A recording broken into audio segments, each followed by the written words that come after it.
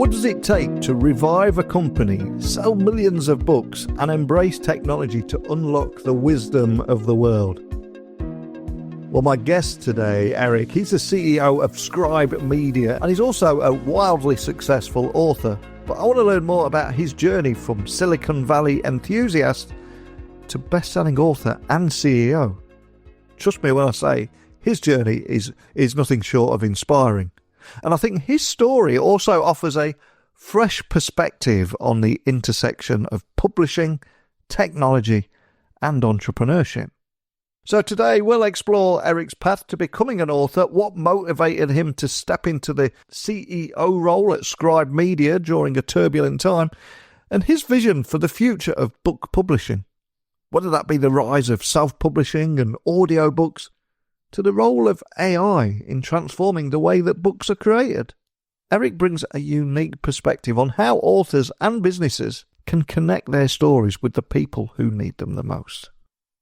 So, big question, how can authors and innovators alike leverage technology to get their ideas out of their head and create a lasting impact, get those words on paper in audiobooks? And what does the future hold for publishing in an increasingly digital world? Let's find out now. So a big warm welcome to the show. Can you tell everyone listening a little about who you are and what you do? Sure. My name's Eric Jorgenson. I've sort of come out of the venture-backed startup world. I've always been interested in both tech and entrepreneurship, and that's led me down a whole bunch of different kind of quests through my career, which has been fun. So I've written a few books about tech and Silicon Valley entrepreneurs. I've recently taken over a publishing company, so I'm now working to help other authors write and publish and market their books. And I'm also an investor in some crazy, futuristic, early stage deep tech startups. So we can. I don't know. I like to go in any of those directions. I'm very happy to chat about any or all of them. Well, we are recording this at that magical time of year where I think many people will be starting 2025 thinking, this could be the year where I write my book. And it's almost a small window before real life takes over again. And we think, put it back till next year. But we'll get to that in a moment. So I'd love to find out more about you to begin with. Can you share your journey to becoming an author and what inspired you to write a book and how that process ultimately shaped you? Because that seems to be the catalyst where it all started.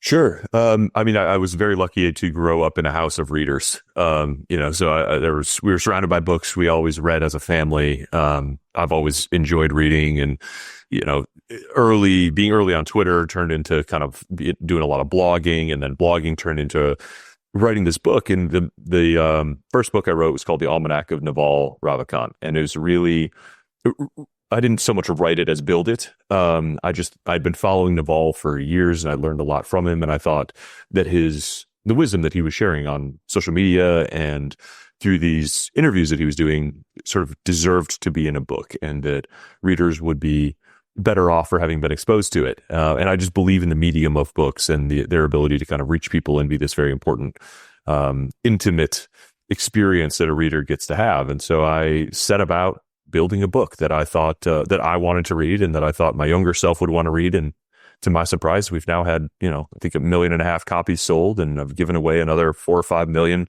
digitally. And published a second book, and I'm working on a third.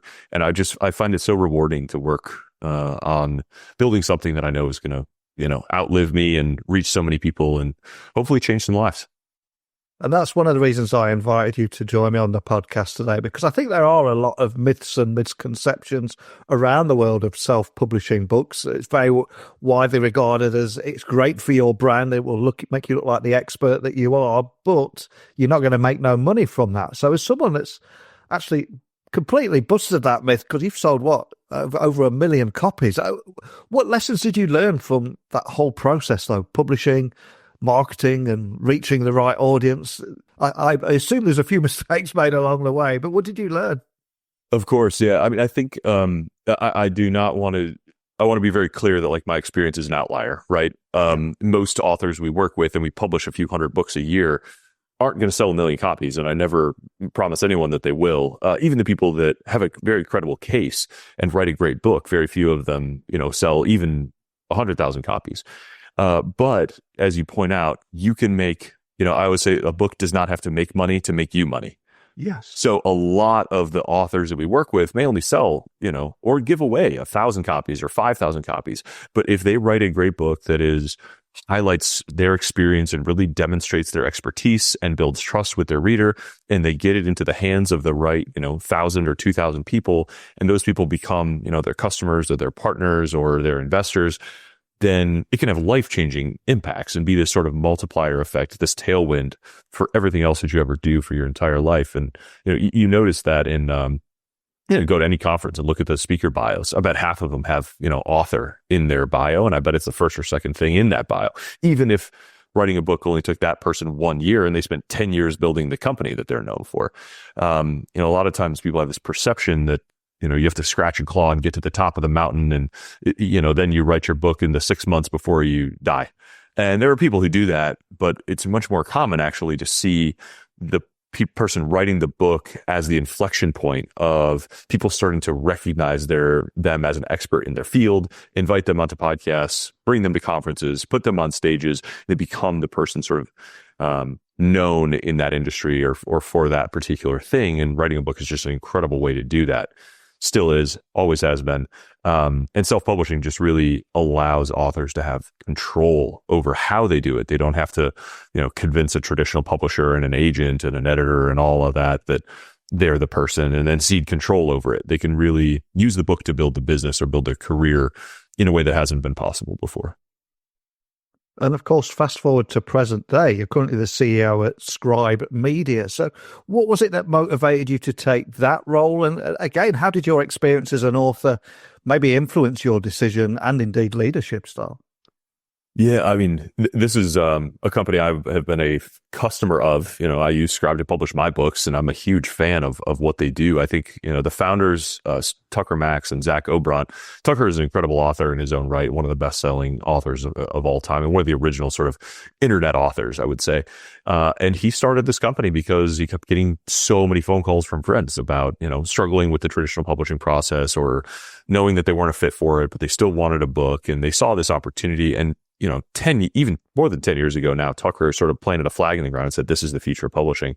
And I think he was totally correct. I had that experience as an author, and as soon as you write a book, all of your friends and plenty of strangers sort of come out of the woodwork and ask for help and advice and recommendations. And I just had such a good experience with Scribe. I loved the team. I think that they have the right sort of philosophy about the future of publishing and authors having full control, full rights, and the full financial upside of their book. So I've been a fan of the company for a long time, and they went through this kind of turbulent period. And I just saw a way to kind of give back to this company that I saw as having given me so much. So I sort of worked as a volunteer for a while to help them through this tough period. And it ended up that the new owners of the brand, the company, hired me to join as CEO. And, I try to bring an author's perspective still and keep that focus on the customer and understand, every day when I come in as CEO and work with the team, what I still need and want as an author. And I'm still, working as an author and publishing a book with Scribe as we speak. So there is always that, you'd be surprised how few people who work in publishing are actually writers and authors themselves. It's a lot of people that want to be sort of near it or want to be associated with it, but didn't actually ever do it. And so I find a lot of times talking to authors or aspiring authors that they get a sense of calm and peace and just, a no bullshit, straight up conversation with somebody who's like actually done the thing that they're trying to do, instead of somebody that just sort of helps a bunch of other people do it or tries to help a bunch of other people do it. And one of the things that is so inspiring for me, reviving a company is no small feat. So I've got to ask, we make it sound so simple listening to your story here, but what were the biggest challenges that you faced in breathing new life into Scribe Media? And how did you approach overcoming some of these challenges and taking them to that next level? I mean, no lie. It's fucking brutal. It's hard. Yeah. It's hard, financially, it's hard emotionally. There's dark days, and you it's, you understand why. Like, a lot of people were hurt in these like turbulent, the old company went bankrupt, and a lot of people were personally affected by that, and a lot of people were even sort of betrayed, felt personally, emotionally like wounded by the way that it happened. That the prior leaders really, and there's some, I don't want to get too deep into it here, but there's some real that's a valid feeling, and the prior leaders did some really unconscionable things in my view. But there's a great fundamental business here, and there's a very important idea that needs to stay alive, I think, for the future of publishing. So I think, it's a lot of grit. It's a lot of being willing to kind of walk through the fire, even when you've got a long way to go. But when you see something that's important in the long-term view and that is doing good for people along the way, you just got to keep at it. And, I remind myself and the team that reputations are earned through quality work done well, repetitively, over and over again. You can't wish for that reputation to be better. You can only work for it to be better. And that's what we know we need to do. And I think, we're now 18 months and well over 100 books published and a couple hundred more still in the works. And just, waking up every day and being flawless on executing the fundamentals is going to rebuild that reputation, show people what we can do, and that's how we'll earn it back. And I think we've made a ton of progress on that now. I think internally the team is like very aligned, and the tide is definitely shifted and turned. The first probably 6 months, 9 months were the hardest. You just got to charge at those hard conversations, have as many of them as you can. Take the beatings that people are going to give you. A lot of times there's just buried anger that they need to place somewhere in the person in front of them, and that's, you'll learn to not take that personally and just roll with it. And there's an old saying, plant a tree, have a child, and write a book, because these are the things that will live long after you've gone and ultimately benefit others, at least if we do it the right way, of course. And at Scribe Media, you help busy professionals turn those ideas into great books. And these people are busy, and I do a lot of ghostwriting for some of my clients, and I know getting those ideas out of their heads and onto paper, that is often the hardest part. There are so many different ways of doing it now. A lot of people might dictate it and hand it on to somebody else, or dictate it and then get it transcribed. There's so many different ways of doing that. But what advice would you give to someone who's maybe always dreamed of writing that book, but they just don't know where to start? Yeah, I think this is very common, and there's a great unlock or when you realize that almost every, especially busy person that you see publishing a book has a team of experts with them. Yeah. The kind of fantasy of like, oh, I just need a year in a log cabin with a typewriter by myself, smoking a pipe and going for long walks, like that either doesn't happen or happens so vanishingly rarely that it's just not a realistic view. If you're a busy person, as most of the people we work with are actively entrepreneurs, executives, board members, speakers, coaches, consultants, like you got other stuff to do. You don't have 1,000 hours to spend at a keyboard this year, staring at a blank page, and it's the wrong way to go about it. So, this thing I love, this is a Tuckerism that I love to share. There's such thing as writer's block, but there's no such thing as talker's block, and so if you need to put yourself if you've struggled to write a book, if you've struggled to make progress on this vision that you have, you need to change the context. You need to put yourself into a place where success is inevitable, where someone other than you is sort of pulling the plow every day. And all you need to do is like wake up and do the task in front of you. You need to answer the question that someone asks you. You need to schedule the meeting with, your publishing manager in Scribe's case, or, your scribe, your writer. And we have a very well-honed process, dozens of processes, in fact, hundreds of individual steps that we know exactly what to do in what order.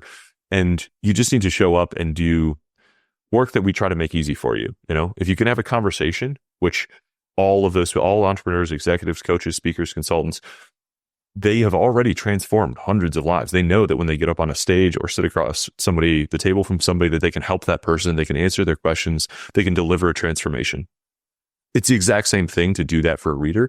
You just need the team, the system to make that easy for you and make it an exhibition of the skills that you already know you have, talking, not trying to learn this whole new skill and this whole new format and this whole new medium, which is writing a book. And once people go through this, I've seen people get like addicted to it. Like, oh my God, that was, you went from I haven't started to I've got a published book with my name on it that's well designed, it's well crafted, I'm holding and handing out to people in 12 months. And they're like, oh my God, I have 4 more books in me. I have 5 more books in me. I'm going to do this every 2 years. Like feeling the momentum of having, like lifting the burden of writer's block or uncertainty or fear around just going through that whole process once. You see people's eyes just light up, and what they thought they might do once in their life, it becomes part of their routine, part of their business building, part of their marketing, part of their reputation. And it's a really incredible experience to go through. It's just so fun to meet and work with such a wide variety of people and help them achieve this dream. And as this is a tech podcast, and I like talking about how technology can help people realize their dreams and unlock value, etc., I'm going to ask you a question now, which I'm sure you get asked a lot. It's going to divide the audience straight away, but where do you stand on AI being used in that process? Because I think on one side, people see Amazon filling up with books that are just churning out word salad without an authentic human voice. I don't think that is a good idea. I think we'll both agree on that. But for someone such as myself, for example, I've got 3,100 podcast interviews. There's probably enough gold in there for at least one book. Me going through that manually, it's going to take me forever. AI would be great for me. We'd probably have keynote speakers who could do the same thing with their speeches. But where do you stand on the use of AI in creating a book? Yeah, I think it is a great question. It's top of mind for a lot of people in the industry. I think broadly, it will create a lot of mediocrity. But the more important effect it will have is to unlock new levels of excellence, or to make the currently excellent people more prolific.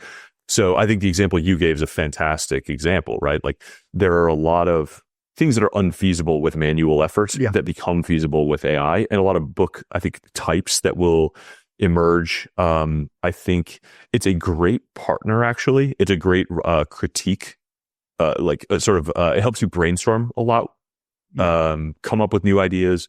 Is a little counterintuitive compared to the manual effort, but I've got a friend who's articulated this really well on my podcast. Like options are now free, and the judgment to choose the options and figure out which is the right one is still human and important. I think the longer the form, like as far as directly generating like prose for books, I think that's still a struggle, or at least still needs to be like broken down. Like AI can be pretty good at executing like one sentence or one paragraph at a time, but it still takes someone with a very good understanding of the human response and the judgment and the context, and to thread all the ideas together in a really coherent, compelling, persuasive way. So I think I think long term, these things change quickly, but I think it will create, I am hoping at least it creates more work from excellent people. It raises the bar for the kind of good and great authors and helps them become excellent. I know it will create a very long tail of crap, but it'll also probably help us filter through it. And I think it'll help a lot of authors that aren't necessarily like great writers. It'll just give leverage to the process kind of throughout. So we are not using it in like directly on prose in any way that goes into books. Like I don't think it's quite there yet. We're using it for some internal processes, and we're using it for some like idea generation, but it hasn't taken like a huge bite out of the work of writers themselves and the judgment and the expertise that it takes to just know what excellent looks like and how we get there. If we were to fast forward 5-10 years, do you think we'll ever reach that point where you maybe offer a service where you could take an RSS feed of an author's human written magazine articles, videos, podcasts, and then offer a service that would complement that would help them get those insights out of the material that they've already written? Yeah, absolutely. I think we already have some like kind of internal tools that we're playing with to get started on that. I don't think you can pre-program all of the steps to get to an A+ book from a ton of raw material, but I think you can go from an info dump to outlines, info dump to concepts, info dump to patterns, especially if you have feedback loops, like quantitative feedback loops around what if you take your entire Twitter export historically and look at the likes and look at the retweets and look at the comments and see what platforms have engaged with what ideas to different extents and use that to help you sort of prioritize.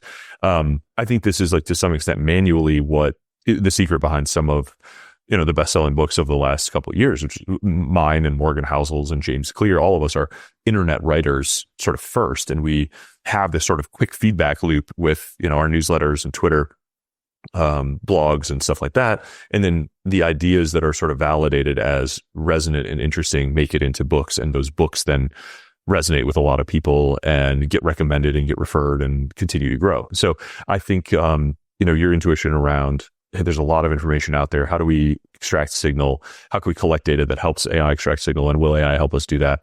I think definitely. I think that last polish to really make it appealing to humans is going to be still a human craft for a long period of time. And that's really ultimately what's going to determine the outcome, right? Like the book success exists on a power law outcome. So a very small number are going to be above the threshold that they're going to get a lot of attention and a lot of praise, and a lot of people are going to read them. And AI will raise the bar for that considerably. And I don't know if it actually will do more cost lowering or bar raising. Like, I think that's a very interesting open question. But it behooves all authors to just understand, your goal and what you're optimizing for, and that helps you allocate the effort appropriately. And if we were to look beyond that creative process, I think books have gone beyond paper, and even e-readers now. I'm a big Audible guy myself. So how important is it that the author read or create an audio book, and how important is it that it's the author's voice rather than a professional voice coach? Anything you're learning around that? Yeah, audiobooks are I think still a little underrated, actually, in particular in a nonfiction context or a business audience. There's a lot of people who are sort of falling into, they are one very specific type of book consumer. Some people are Kindle only, some people are audiobook only. And if your book doesn't exist in audio, it may as well not exist to some meaningful portion of the audience. In my personal case, and what I see among some other authors is, like, with a recent sample size, probably 25, in some cases up to maybe like a third of their royalties and unit sales are coming from Audible, which is a lot. That's more than I think people would expect. And it's been growing as a share over the last 10 years. So it's very important, if you're somebody who's trying to optimize for your royalty income. It's also very important if you're someone who's trying to just reach a lot of important, in particular, kind of nonfiction business, authors. As far as whether you narrate or not yourself as an author, I think that's up for sort of debate. Some people hate the sound of their own voice. Some people are not, gifted speakers or eloquent, or they just hate the idea of, locking themselves in a booth for 3 days and reading their book 3 times, or having to repeat it. And that's okay. That's what professionals are for. There are some people who, I sort of coach a lot of people through this. If you are trying to build a reputation for credibility and being the expert in the space, in particular, if you're the one delivering the main value of the service you're selling. So if you are a high value consultant, if you are a coach, if you are a speaker, then I really do encourage people to take the time to record their own audiobook, because the association is so important, right? If they hear you right next to, they see your book next to Atomic Habits and you narrate it, and they associate your voice with like the gravitas of this medium and the 10 hours that they spent listening to, you teach them, and then they get on a call with you. There is a little bit of sort of a surreal feel to it. I don't know if surreal is the right word, but it helps build that credibility, and it helps build that reputation, and it helps you build that sort of relationship. So much of the value that a book can bring is just building trust at scale. And, if someone reads your whole book and really agrees with everything that you put out in there and your philosophy, and here's your case studies and how you do business and why you do what you do, and they, appreciated what you put in there, they're going to pick up the phone and call you and hire you. I've so many stories, lawyers write a book about their philosophy about trust and estate planning, and somebody's got a, fear or problems around that. And so they pick up a book, they read the book, and then they say, yep, that checks out. I'm calling this guy and I'm hiring him. Or I am a one of the books, Paul Franco is an author with us, and his business is buying financial planning firms from retiring financial planners. And so they go looking for a solution, and like, how do I learn how to do this well? And they find Paul's book and they read about how he transitions people and what he thinks is important. And they say, yep, this is the guy. I trust him. I'm going to call him. I'm going to sell him my business. And, that's an extremely valuable level of trust to have. And it's hard to build that without 5 or 10 hours. But how do you do that at scale? You write a book, you record an audio book, you put yourself out there in these mediums that can reach people, and just have a really high quality, intimate experience with them, frankly, at scale. Yeah, I completely agree with you, especially at a time when people question what they read. Having that person's authentic voice tell you confidently every day. And as you said, then you can hop on a call at a later point. Yeah, 100%. And I also firmly believe everyone has got a story to tell. So at Scribe, how do you ensure that your books that you help your customers create connect with the right audience, whether that audience be in a paper book or e-reader or even audiobook, and leave that lasting desired impact on every aspect of the audience? How do you do that?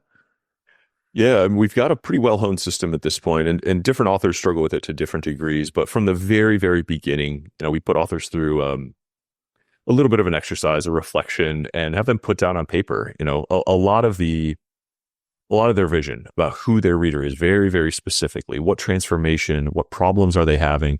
What transformation do we want them to go through? What behaviors do we want them to change as a result of reading this book? What actions do we want them to take as a result of reading this book?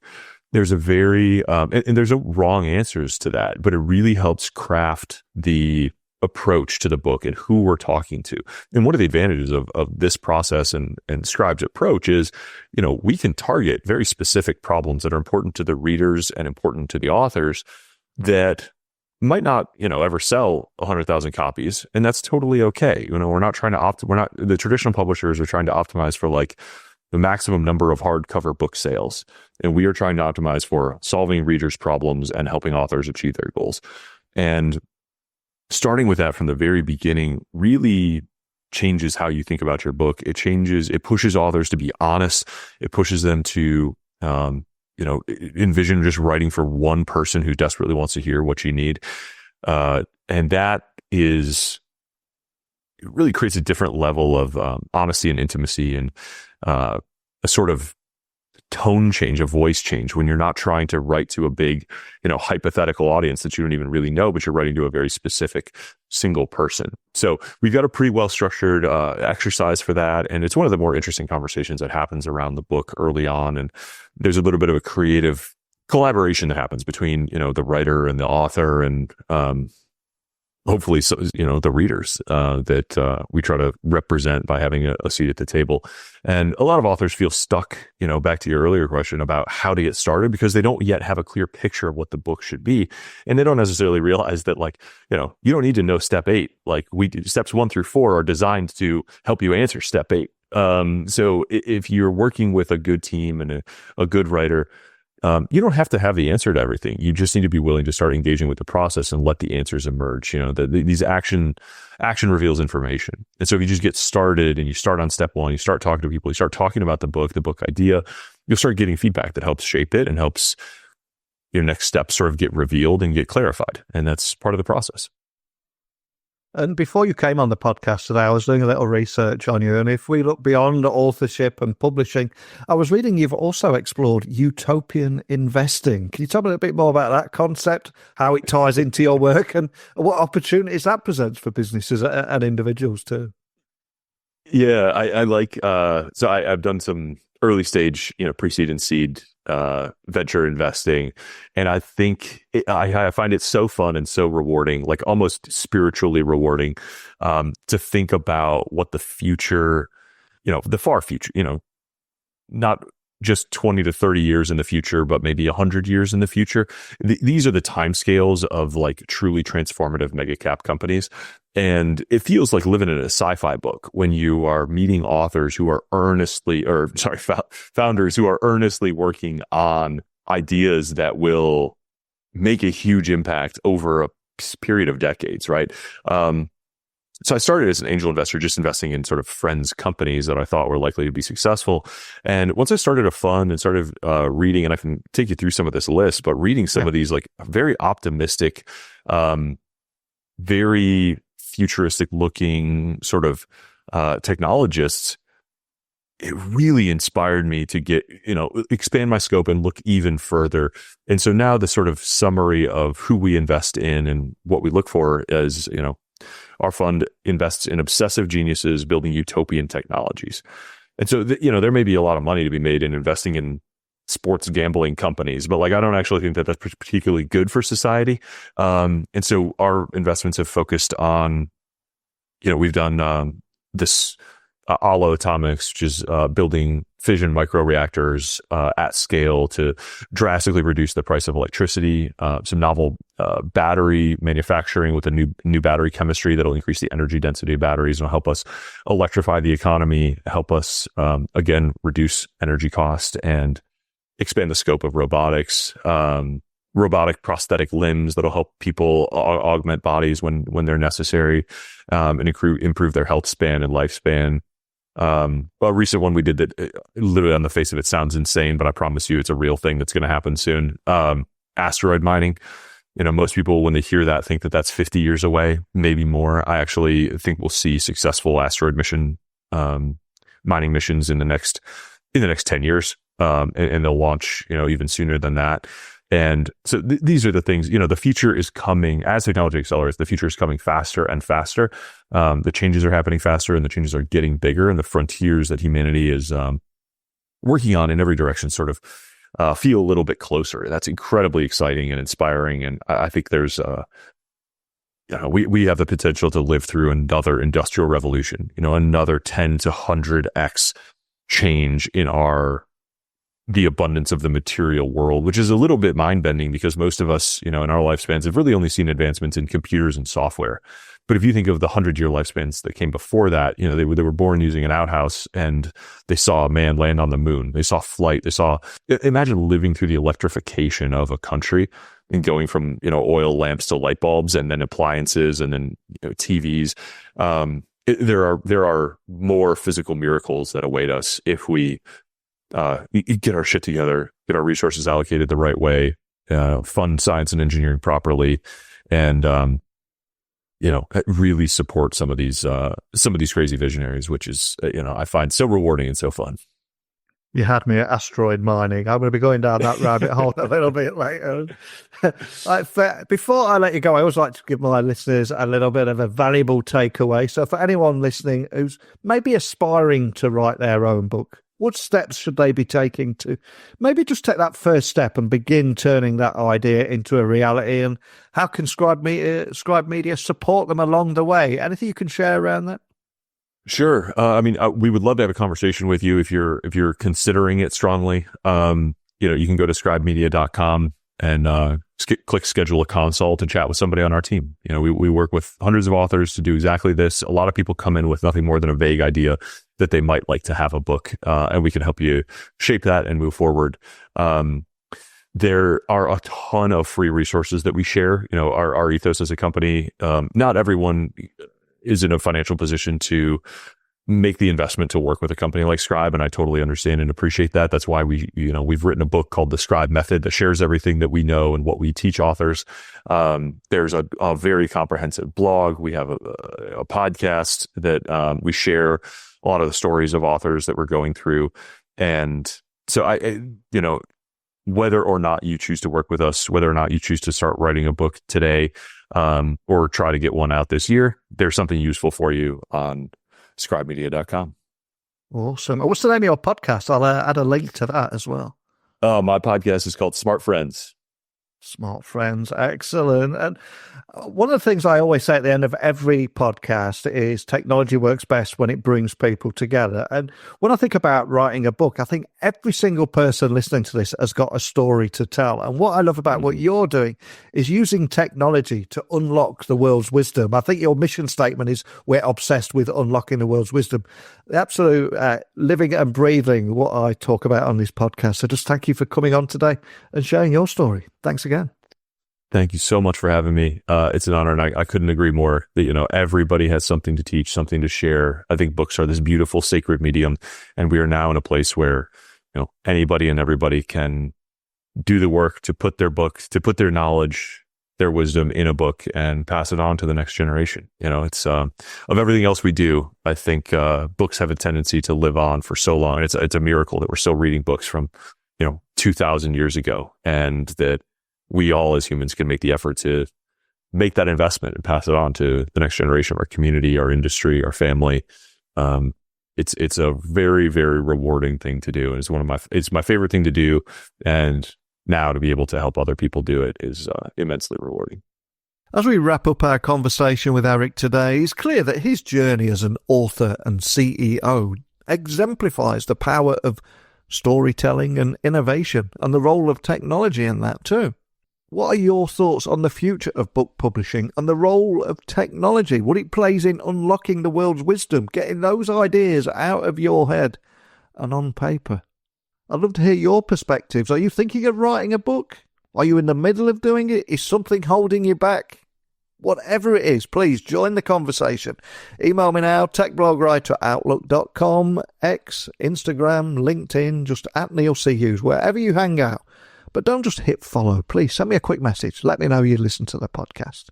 But that's it. I'll return again tomorrow to discuss how storytelling and technology are changing the way we connect and share knowledge. And I've got another cracking guest lined up. Hopefully you'll join me again tomorrow. And I will speak with you all then. Bye for now.